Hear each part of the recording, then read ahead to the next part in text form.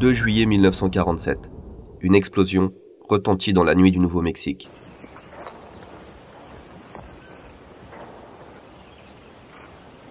Le lendemain, William McBrazel découvre sur son ranch les débris d'un objet inconnu éparpillé sur des centaines de mètres.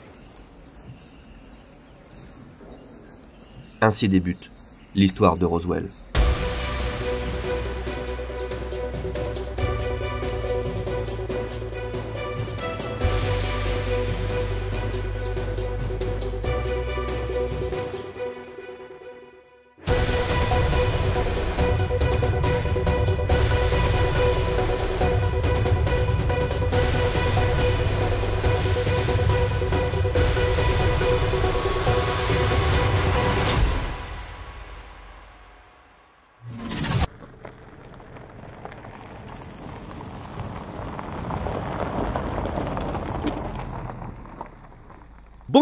Bonjour à tous ceux qui sont vivants, comme je l'ai entendu ce matin à la radio. Nous sommes aujourd'hui au Nouveau-Mexique, dans le désert du Nouveau-Mexique. Regardez si c'est pas magnifique. Le Nouveau-Mexique, si vous ne connaissez pas, c'est un état qui se trouve dans le sud des États-Unis, entre d'un côté l'Arizona et de l'autre le Texas. Vous avez tous forcément entendu parler de cette région. Vous l'avez vu à la télé, au cinéma. C'est pas loin d'ici qu'a été tournée la série Breaking Bad. C'est ici que se trouve la ville de Roswell qu'on va aller visiter. C'est ici que se trouvent certaines bases américaines de l'US Air Force les plus cachées. En tout cas, on démarre cette journée dans un décor hallucinant.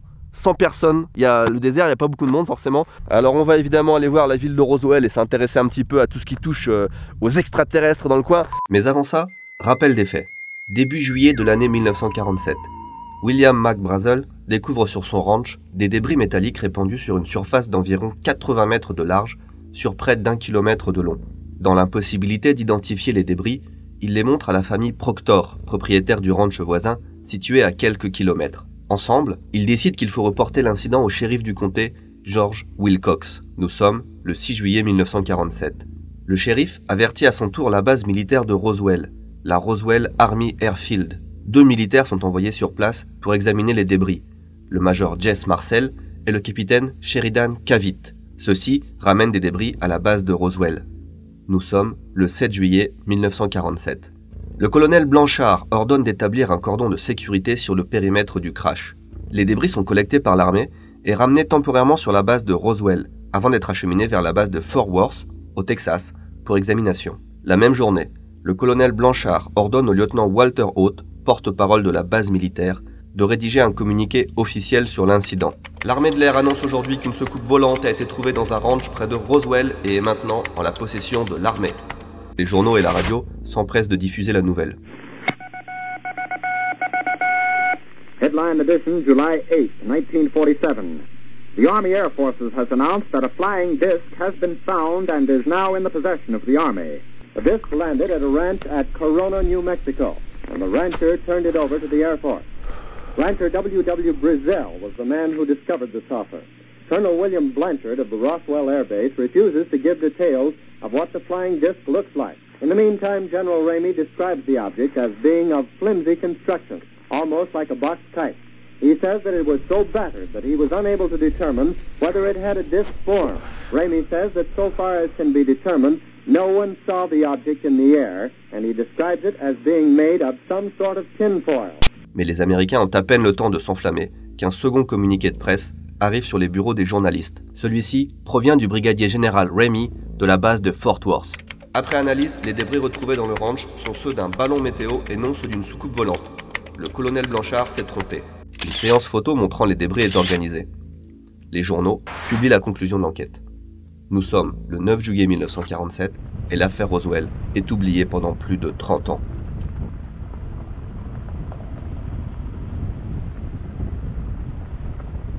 Bon, j'ai pas roulé 5 minutes que déjà je tombe sur une ferme abandonnée. Bon, faut juste que je m'assure que ce soit vraiment abandonné à 100% parce qu'aux États-Unis, dans cette partie des États-Unis, on aurait vite fait de se prendre un coup de fusil quand on est sur une propriété privée. Là, ça m'a vraiment l'air vieux.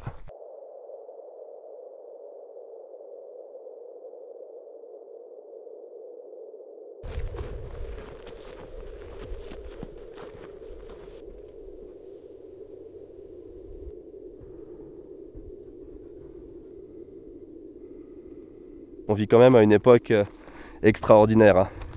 Hier j'étais au Japon, j'étais à Tokyo, et là 24 heures plus tard, je me retrouve dans un désert au Nouveau-Mexique à explorer une ferme abandonnée. Ne vous fiez pas au décor, on a beau être dans le désert, il y a des cactus et tout. Il fait genre 2 ou 3 degrés là seulement. Cette nuit quand je me suis réveillé, il faisait même moins 6 degrés, donc c'est vraiment très froid. Le bon côté c'est que j'ai pas à me soucier du coup des serpents, des scorpions et des bestioles comme ça.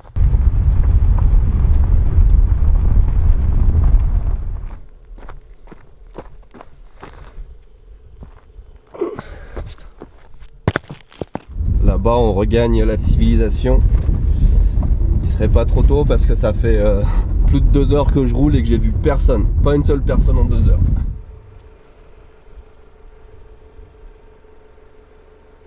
J'hallucine là, je viens de me taper des kilomètres de route dans le désert. Et la seule voie pour m'en sortir, c'est une propriété privée, mais merde. Et la route principale, elle est juste là-bas. Je vais être obligé d'y aller, puis si on me dit quelque chose, je m'excuserai, mais c'est tout quoi.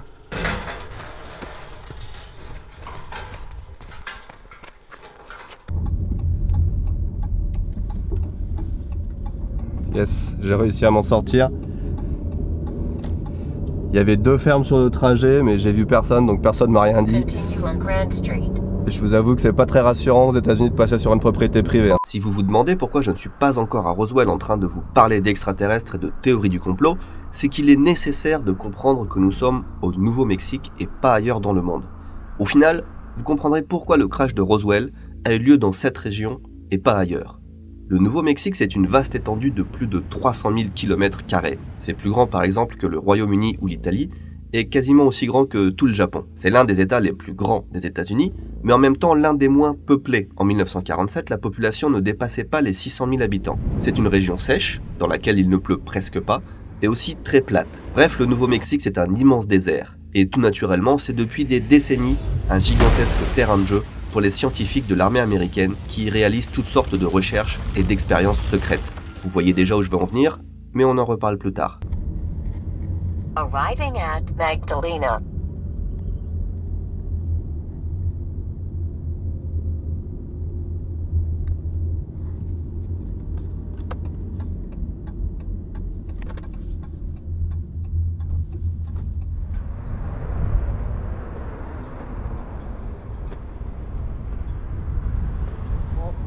Je viens de m'arrêter dans un village. C'est le premier que je vois depuis un bout de temps. Il s'appelle apparemment Magdalena. Et alors là, c'est plus un voyage aux États-Unis que je fais, c'est carrément un voyage dans le temps. Regardez la gueule des maisons, des magasins. On n'est plus au 21e siècle, on est d'accord. Tout a l'air à moitié abandonné en plus. Putain, tout est tellement cliché avec les drapeaux américains devant la porte, les pick-up, les saloons. Il y a même un marché à l'office. On est dans un western en fait. Ce village figé dans le temps est l'occasion parfaite de vous parler de l'année 1947 et de la vie au Nouveau-Mexique à cette époque. En effet, à ce stade du récit, que vous soyez sceptique ou convaincu que les extraterrestres ont visité Roswell en 1947, vous devriez déjà vous poser plusieurs questions. La première, comment peut-on confondre un vaisseau spatial avec un ballon météo? Ensuite, pourquoi cette affaire n'a pas fait plus de bruit à l'époque? Et aussi, comment les gens ont-ils accepté aussi facilement le changement de discours de l'armée qui transforme un vaisseau extraterrestre en ballon météo en quelques heures? Voici quelques explications. En 1947, au Nouveau-Mexique, on n'avait pas la télé. Peu de personnes avaient le téléphone et on s'informait par le biais de 2 journaux et de 2 stations de radio locales. Inutile de vous dire que l'information ne circulait pas à la même vitesse qu'aujourd'hui. Mais surtout, à l'époque, on croyait ce que nous disaient les autorités. On avait confiance en son gouvernement. Ça peut paraître difficile à croire aujourd'hui, mais ce n'est que durant les années 60, durant la guerre du Vietnam, que les Américains ont commencé à douter en leurs responsables. Bref, 1947 était une époque sans trop de sensationnalisme, durant laquelle les gens étaient moins informés, avant la mode des théories du complot, et où l'on croyait ce qui était publié dans les journaux. On va revenir sur l'année 1947 très vite, car vous allez voir, c'est vraiment l'année idéale pour voir la naissance de l'affaire Roswell. On est à peut-être encore 5 ou 6 km de distance de là où je veux aller, et déjà ça a l'air ouf. Je vous montre pas tout de suite parce que ce serait un peu gâché, mais c'est très excitant. On se rapproche, oh, putain on se croirait vraiment dans un film. On se croirait dans un film de science-fiction, c'est ouf. Bon. Je vous rappelle qu'on est dans le désert du Nouveau-Mexique. Cet endroit figurera sur la carte ici Japon, bien évidemment. Attention.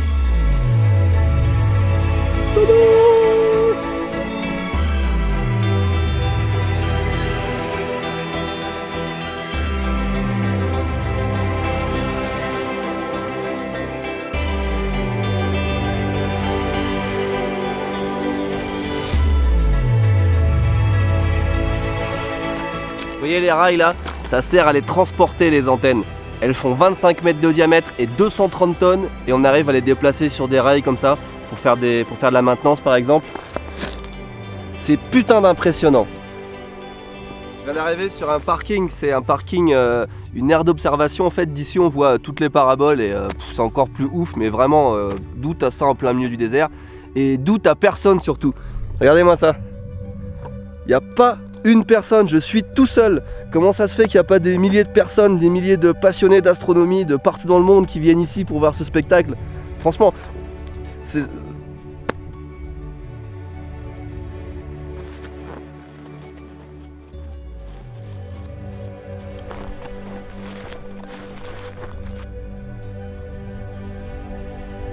Je viens de rentrer sur le site de l'observatoire. C'est tellement cool qu'ils autorisent les touristes à rentrer sur au moins une partie de la zone. C'est tellement cool.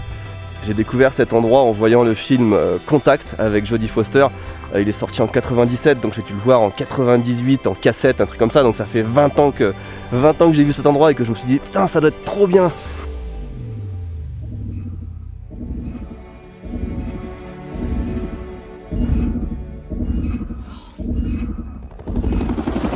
Detection of an unidentified radio source from deep space can neither be confirmed nor denied. Whatever it is, it ain't local.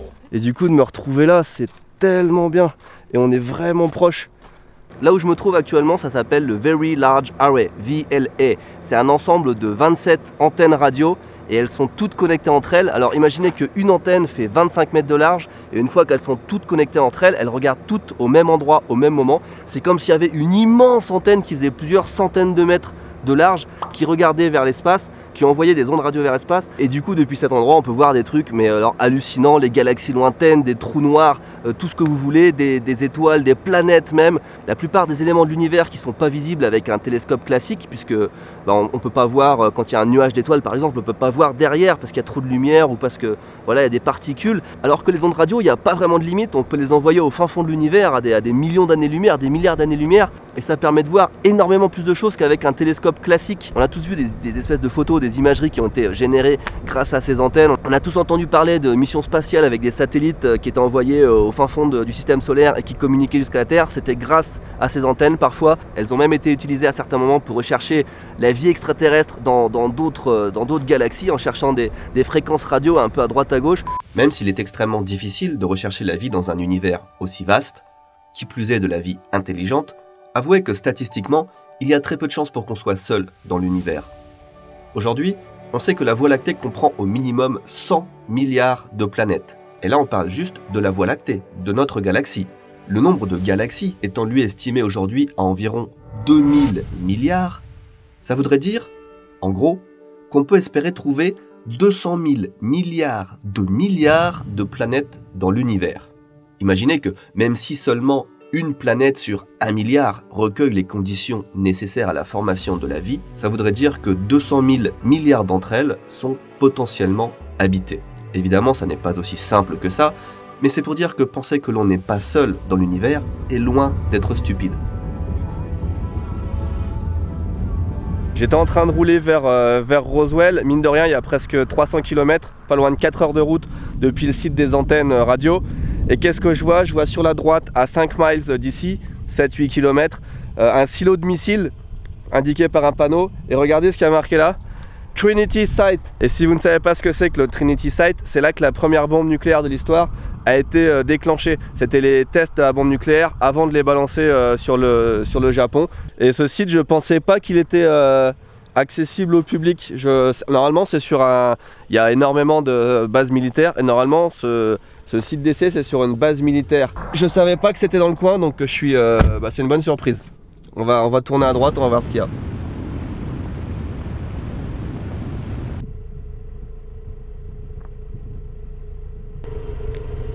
route est barrée, on arrive sur une base militaire. Il y a des installations militaires un peu partout dans la montagne. À perte de vue, on voit des espèces de télescopes. Bon, apparemment, c'est des points de lancement pour des missiles nucléaires. On arrive à ce qui est pour moi la clé dans le dossier Roswell. La forte présence de l'armée au Nouveau-Mexique. Nous venons de voir que c'est près de Roswell qu'a été testée la première bombe atomique. C'est là aussi que se trouve la première base de missiles des États-Unis, White Sands. On sait qu'à la base de Kirkland ont été développés des systèmes de guidage laser dans les années 60.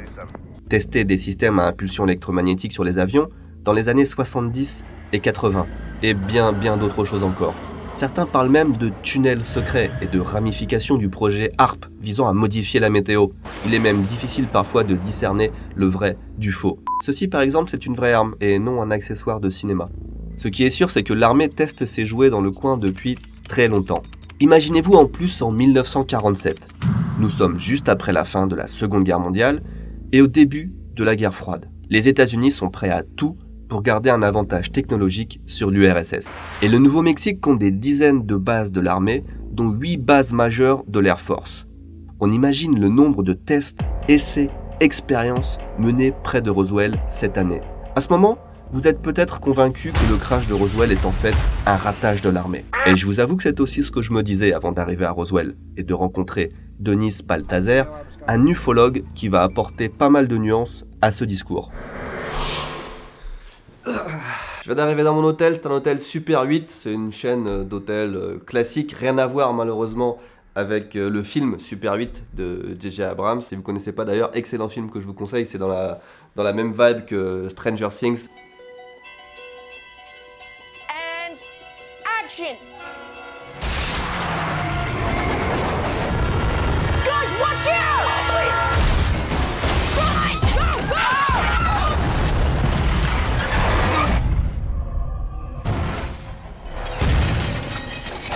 Il n'est pas très tard, il est 8h10, mais je vais m'arrêter là pour aujourd'hui. Je vais juste recharger les batteries, enfin les batteries de la caméra, mes batteries aussi, mais les batteries de la caméra. Et puis je vais manger au Taco Bell, il y a un Taco Bell juste à côté, on va pas se faire chier, on va aller au Taco Bell. Ça passe le Taco Bell. Bon, à demain! Avant de rencontrer Denis Balthaser, il faut que je vous en dise plus sur l'affaire Roswell. Le 9 juillet 1947, suite au communiqué du brigadier général Ramey, plus personne ne parle d'extraterrestres. Ce n'est qu'en 1978, soit 31 ans plus tard, que des témoignages recueillis par les ufologues sèment le trouble. Car en effet, tout repose sur des témoignages. Celui de Jess Marcel d'abord, l'un des 2 premiers militaires envoyés sur le lieu des débris, qui affirme que ces débris étaient d'origine inconnue, faits de métal d'une résistance extraordinaire. Il affirmera aussi que les débris de ballons météo avec lesquels il pose sur les photos ne sont pas ceux qu'il a ramenés au brigadier général Ramey. Cette seconde affirmation, en tout cas, est crédible puisque, nous le verrons plus tard, l'armée reconnaîtra que ce n'est pas un ballon météo qui a été récupéré dans le ranch de Brazel. À cela s'ajoute le témoignage de son fils, Jess Marcel Jr. Le major Marcel était tellement excité par cette découverte qu'avant de revenir à la base avec les débris collectés, il s'est arrêté chez lui à 2 h du matin pour réveiller sa famille et leur montrer le fameux métal. Jess Marcel Jr. confirme que le métal qu'il a eu entre les mains ne correspond pas à ce que l'on voit sur les photos officielles. Là encore, ce témoignage est plausible puisque l'armée changera sa version plus tard. À ceci s'ajoutent des dizaines d'autres témoignages recueillis par les ufologues qui ont multiplié les livres sur le sujet. Le plus troublant d'entre eux vient de Glenn Dennis. Le 8 juillet 1947, âgé de 22 ans, il était employé des pompes funèbres au Ballard Funeral Home à Roswell. Ce jour-là, il reçoit en l'espace de 45 minutes 2 coups de téléphone étranges venant de l'officier de la morgue de la base militaire de Roswell. Celui-ci lui demande d'abord la taille des plus petits cercueils hermétiques dont il dispose. Puis, lors du second appel, pose des questions sur le processus de conservation de corps restés plusieurs jours dans le désert et l'effet que les produits utilisés peuvent avoir sur les tissus, le sang, la composition chimique du corps, etc. Glenn Dennis raconte également qu'il s'est rendu plus tard à la base, qu'il y a vu les débris métalliques et surtout croisé une infirmière qu'il connaissait bien. Celle-ci l'a mise en garde de partir au plus vite avant de s'attirer des ennuis. Le lendemain matin, il se rencontre à nouveau et l'infirmière lui décrit qu'elle avait assisté à une autopsie et devait prendre des notes. Une expérience horrible selon elle. Elle lui décrit même les corps, petits, gris, avec une grosse tête, de gros yeux et seulement 4 doigts à chaque main. Quelques jours plus tard, l'infirmière disparaît. Pour Glenn Dennis, qui n'a jamais voulu donner son nom, elle a été effacée par l'armée. Pour l'armée, elle n'a jamais existé et Glenn est un menteur. Enfin, notons le témoignage du lieutenant Walter Haut, celui qui a rédigé le premier communiqué de l'armée parlant de secoupes volantes. Non seulement il place toute sa confiance dans le récit du major Jess Marcel, mais surtout il affirme avoir vu les corps des extraterrestres, lui aussi. Il le dira une première fois lors d'une interview avec Denis Balthazar, puis une seconde fois, avec beaucoup plus de détails, dans une lettre scellée qui n'a été ouverte qu'après sa mort. En juillet 1947, j'étais en poste à la base aérienne militaire de Roswell, au Nouveau-Mexique, comme officier de relations publiques. J'ai appris le 7 juillet que quelqu'un avait fait état de restes d'un engin qui s'est écrasé. J'ai appris que de nouveaux rapports civils relatifs à un second emplacement au nord de Roswell étaient arrivés. Mardi matin, le 8 juillet, j'ai assisté à la réunion habituelle du personnel à 7h30. Quelques débris ont été passés autour de la table. Je n'avais jamais vu un tel matériau de toute ma vie. Des morceaux qui ressemblaient à des feuilles métalliques de l'épaisseur d'une feuille de papier, mais extrêmement résistantes. Personne ne fut capable d'identifier les débris du crash. Vers 9h30, le colonel Blanchard a téléphoné à mon bureau et a dicté le communiqué de presse déclarant que nous avions en notre possession un disque volant provenant d'un ranch au nord-ouest de Roswell. Le colonel Blanchard m'a emmené personnellement au bâtiment 84. En approchant du bâtiment, j'ai observé qu'il était étroitement gardé aussi bien au dehors qu'à l'intérieur. J'ai été autorisé, à une distance de sécurité, à observer pour la première fois les objets récupérés. Ça faisait environ 3,5 à 4,5 mètres de longueur, pas autant en largeur, et environ 1,8 mètres de haut, et plutôt en forme d'œuf. L'éclairage était faible, mais sa surface m'a semblé métallique. J'ai pu voir 2 corps sous une bâche en toile. Seules les têtes dépassaient de la bâche. Les têtes m'ont semblé plus grandes que la normale, et la disposition de la bâche suggérait qu'ils avaient la taille d'un enfant de 10 ans. Je suis convaincu que ce que j'ai observé était une sorte de vaisseau et son équipage venu de l'espace. Ok, Roswell, on y est. Comme vous le savez tous, cette ville du Nouveau-Mexique est connue mondialement pour abriter la plus grande usine de mozzarella au monde. En effet, Roswell accueille l'usine de mozzarella, le Prino Foods. L'entreprise contrôle 85% du marché du fromage à pizza. Ses clients sont Pizza Hut, Domino's Pizza ou encore Papa John's. Non, plus sérieusement, on est là pour s'intéresser aux extraterrestres. Alors, est-ce que je crois au crash de Roswell, aux petits hommes verts, les choses comme ça? Je vais vous dire franchement,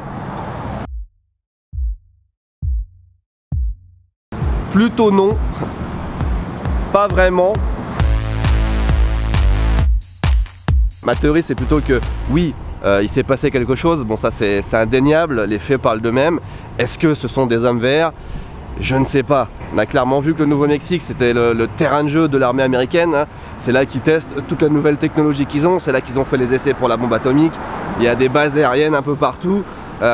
Roswell, c'est situé à 300 km de la ville la plus proche. On est au milieu du désert. Donc s'ils veulent faire des expériences, c'est vraiment dans le coin. Aujourd'hui, Roswell est devenu une attraction touristique. La préoccupation des habitants tourne plus autour des revenus générés par le tourisme que par l'histoire à l'origine de l'afflux de ces touristes.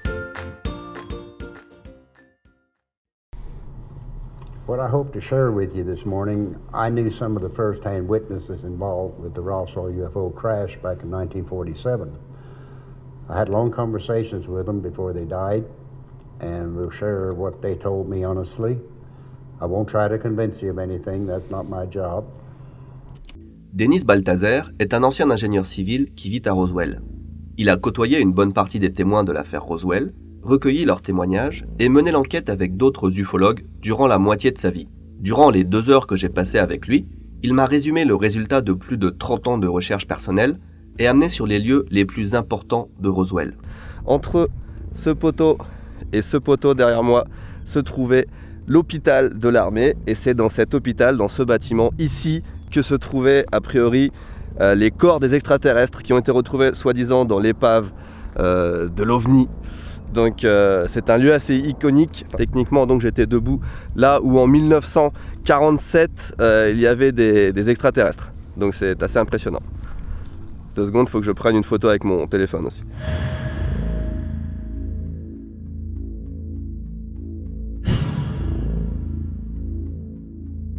Et si on regarde derrière moi, c'est une des pièces maîtresses de l'affaire Roswell. C'est un des derniers bâtiments qui est encore debout. C'est là apparemment que les extraterrestres, au nombre de 4, ont été exportés de Roswell après qu'on les ait retrouvés. Ils ont été déplacés dans l'Ohio et maintenant ils sont apparemment dans la zone 51, mais quand ils ont été sortis de Roswell et amenés en Ohio, les corps des extraterrestres ont été entreposés dans cet immeuble, supposément. Ce que je retiens de cette expérience, c'est que lire des articles ou regarder des vidéos sur un sujet, c'est très différent que de parler à quelqu'un qui connaît l'histoire sur le bout des doigts, qui a réponse à tout et qui est très convaincant. Dennis est un adepte de la théorie du complot. Il est certain que les aliens se sont écrasés près de Roswell et que l'armée essaye tant bien que mal d'étouffer l'affaire. Pour moi, c'est l'agent Mulder de X-Files dans la vraie vie, et un poil plus vieux. Et le fait est que Dennis se pose des questions très intéressantes dont voici selon moi les plus pertinentes. Question. En 1947, il était fréquent de récupérer des ballons météo. Ceux-ci étaient même tagués et les propriétaires de ranch savaient quoi faire et qui appeler s'ils en trouvaient un. Brazel et ses voisins savaient reconnaître un ballon météo, donc pourquoi ont-ils cru que c'était quelque chose d'autre? Réponse. C'était bien quelque chose d'autre, et on en aura la confirmation de l'armée plus tard. Question. Les soldats qui ont récupéré les débris étaient l'élite de l'armée américaine, les seuls autorisés à manipuler l'arme nucléaire. Comment ont-ils pu, eux, assimiler les débris trouvés à un vaisseau spatial si c'était autre chose? Pas de réponse. Question. Pourquoi les témoignages qui parlent des corps retrouvés décrivent la même morphologie alors que les témoins viennent de milieux différents et ne se connaissaient pas? Réponse. Soit ils ont vraiment vu des extraterrestres, soit ils se sont concertés sans qu'on le sache, soit, et c'est le plus probable, ils ont été influencés par d'autres récits qui existaient déjà dans la culture populaire à l'époque. Question.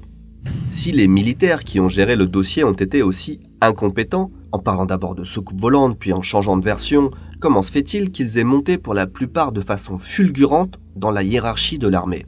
Le colonel Blanchard, à l'origine du communiqué de presse, affirmant avoir trouvé un ovni, deviendra général 4 étoiles, vice-chief of staff de l'US Air Force. Belle carrière, sachant qu'il est décédé à 50 ans. Le brigadier général Remy, qui désamorce la théorie des aliens en 1947, est promu major général par le président Truman 6 mois plus tard. Le major Jess Marcel, enfin, devient lieutenant-colonel en décembre 1947 et il s'est rendu compte de sa promotion après coup. Celle-ci n'était pas prévue. Réponse. Toutes ces personnes ont su prouver soit leur valeur, soit leur loyauté, ou les deux. Question. Pourquoi l'armée nous a menti à plusieurs reprises? Je viens de m'arrêter sur la route 285 à 40 ou 50 km au nord de Roswell, et si on regarde dans cette direction, à 5 ou 10 km par là, c'est là que se trouve le site du crash de Roswell, enfin l'un des 2 sites, parce qu'il y a 2 sites soi-disant du crash. On ne peut pas y accéder parce que c'est sur des propriétés privées. Tout le désert en fait qu'on voit autour de moi, partout au Nouveau-Mexique, c'est que des propriétés immenses pour le bétail, c'est des ranchs et on peut pas y aller, donc impossible d'accéder, de marcher et d'accéder au site du crash. Avant que la nuit tombe, on va essayer de se diriger vers le site des débris, qui n'est pas non plus le site du crash, c'est encore autre chose, et c'est à peu près à 50 km encore d'ici, peut-être même un peu plus. On va se rapprocher le plus possible.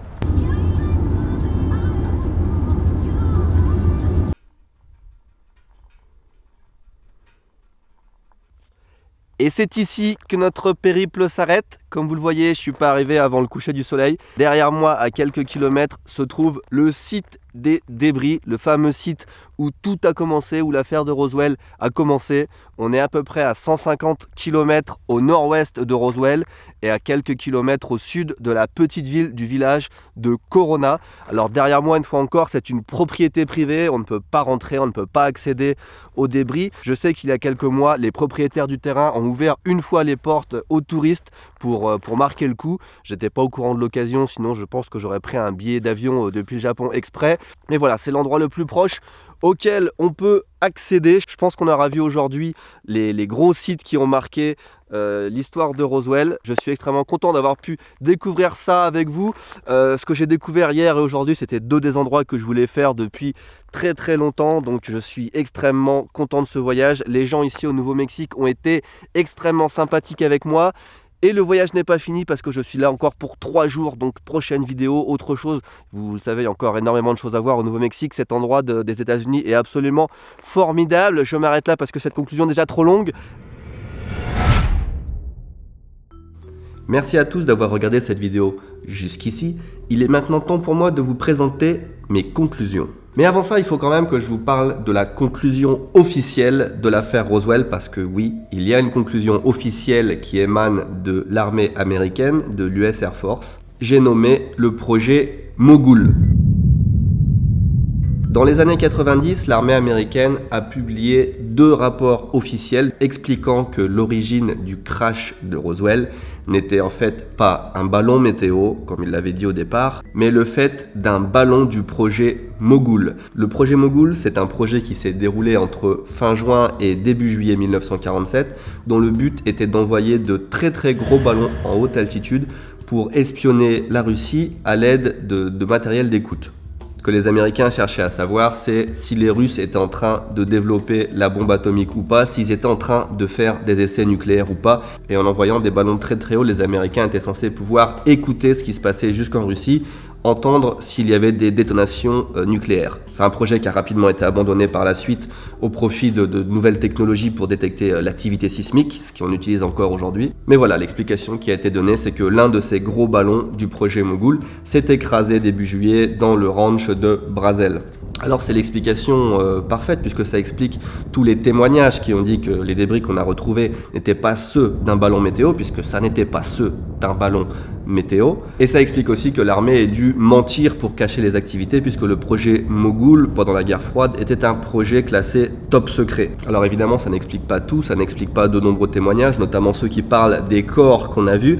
L'armée explique ça en disant qu'il faisait aussi à cette période des tests en lâchant des crash test dummies, les espèces de mannequins qui absorbent les chocs pour tester un petit peu ce qui se passe quand on se prend des gros trucs dans la gueule.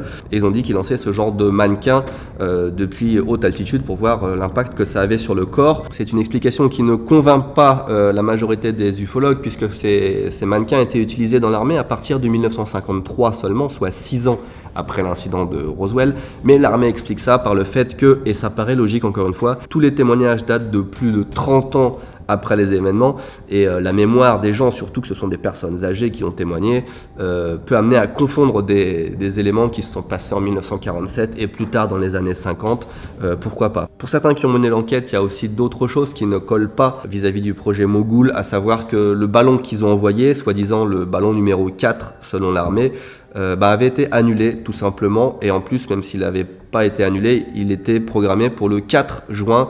Et ce sont des ballons qui sont censés voler juste quelques heures, 1 ou 2 journées, peut-être pas plus.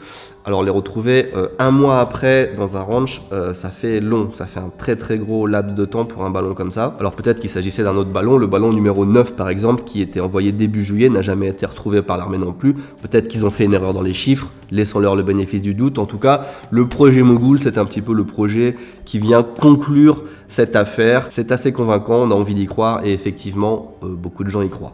Gardez à l'esprit que je vous ai montré juste les éléments et les témoignages qui me paraissaient les plus importants, mais il y a beaucoup d'autres choses qui viennent s'ajouter au dossier. On pourrait avoir des piles et des piles comme ça d'informations qui s'entassent. Je crois que les enquêteurs ont interrogé comme 350 témoins, ce qui est énorme, dont certains témoins qui étaient éloignés de l'affaire. Tous les témoignages, évidemment, ne vont pas exactement dans le même sens. C'est très difficile de démêler le vrai du faux. C'est difficile aussi de s'imaginer qu'il y ait autant de mensonges ou de faits qui sont rapportés de façon un petit peu aléatoire. On ne sait pas ce que les personnes ont à y gagner, puisque quand une personne témoigne, elle affirme qu'elle n'a pas reçu d'argent et que ça n'est pas bénéfique pour elle de témoigner, de dire qu'elle a vu par exemple des extraterrestres. Et on se dit d'ailleurs que avec son voisinage, ses collègues de travail, c'est plus forcément facile après, une fois qu'on dit qu'on a vu des extraterrestres, la vie peut être amenée à changer. Donc pourquoi autant de témoignages qui vont dans ce sens-là?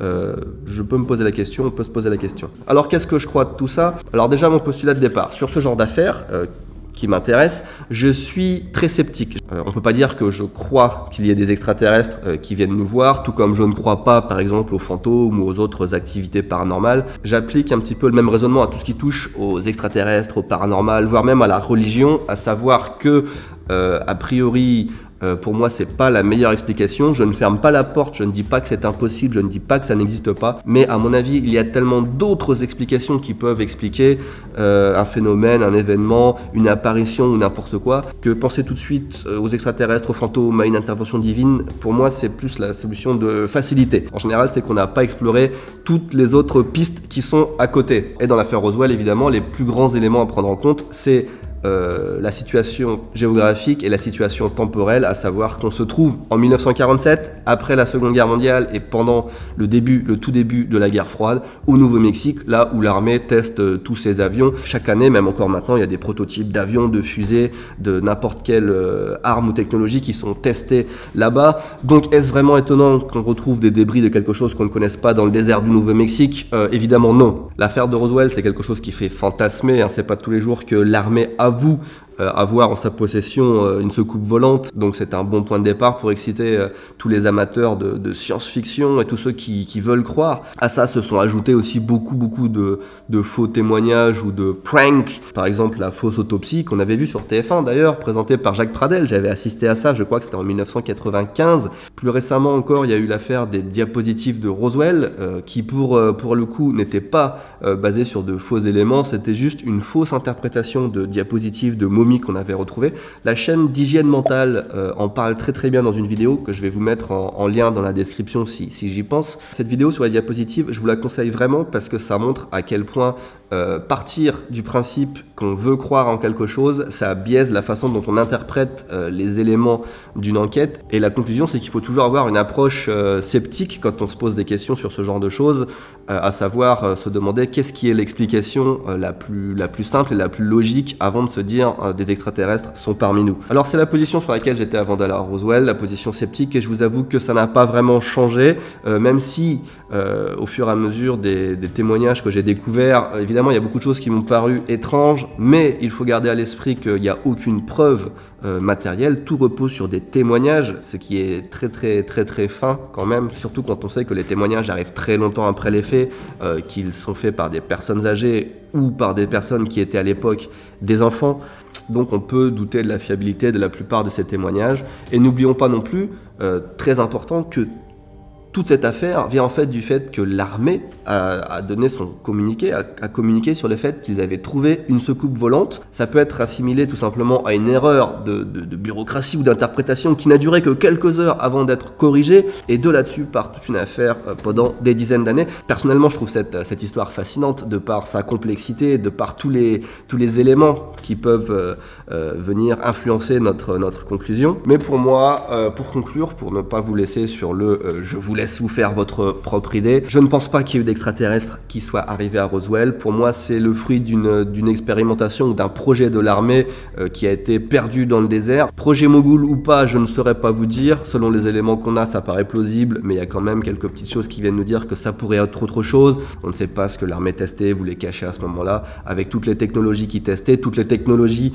même de l'armée allemande, hein, des nazis qu'ils avaient récupérés à cette époque. Ils devaient faire beaucoup de tests dont peut-être ils n'étaient pas fiers, on ne sait pas. En tout cas, ce qui est quasiment sûr pour moi, c'est que ce qu'on a vu à Roswell, c'est un crash qui vient d'un projet ou d'une expérimentation de l'armée, et qu'ils ont essayé de cacher ça de façon très maladroite. Ou très à droite d'ailleurs, puisqu'on ne sait toujours pas avec certitude ce que c'était. Merci d'avoir suivi cette vidéo. Pour le coup, c'est une vidéo totalement différente de ce que je fais d'habitude, donc n'hésitez pas à vous manifester dans les commentaires pour vous dire ce que vous en avez pensé. Si vous avez aimé, n'hésitez pas à partager sur les réseaux sociaux, et si vous voulez que j'aborde d'autres sujets, d'autres points dans le même style, le monstre du Loch Ness par exemple, n'hésitez pas à me le dire. En attendant, je vous fais des bisous et je vous dis à très bientôt.